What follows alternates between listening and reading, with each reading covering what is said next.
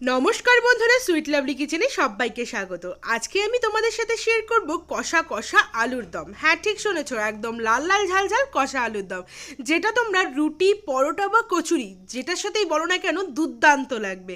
আমি কিন্তু এটা সার্ভ করেছিলাম মাছের কচুরি বা ফিশ কচুরি দিয়ে। ফিশ কচুরির রেসিপি অলরেডি চ্যানেলে আপলোড আছে, চাইলে তোমরা চেক আউট করে নিতে পারো। আর কচুরি বলো বা রুটি পরোটা বলো, এই আলুর দম তো সবেতেই ফাটাফাটি। বেশি কথা না বলে চলো রেসিপিতে যাওয়া যাক। প্রথমেই আমি এখানে ছোট ছোট আলু নিয়েছি, আর আলুগুলোকে কিন্তু খোসা ছাড়িয়ে নিয়েছি, সেদ্ধ করিনি। পেঁয়াজ নিয়েছি, কাঁচা লঙ্কা, রসুন আর আদা। কড়াইতে তেল বসিয়ে দিয়েছি। তেলটা হালকা গরম হয়ে গেলে আমি আলুগুলো দিয়ে সামান্য একটু নুন আর হলুদ দিয়ে ভালো করে আলুগুলোকে ভেজে নিচ্ছি।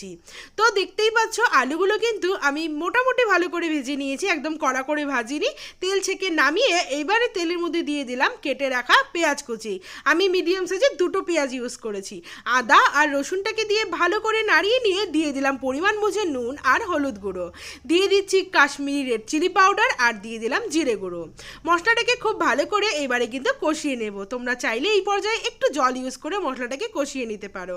আমিও একটু জল ইউজ করে মশলাটাকে কষিয়ে নিয়ে ভেজে রাখা আলুটা আগে থেকে দিয়ে দিয়েছি।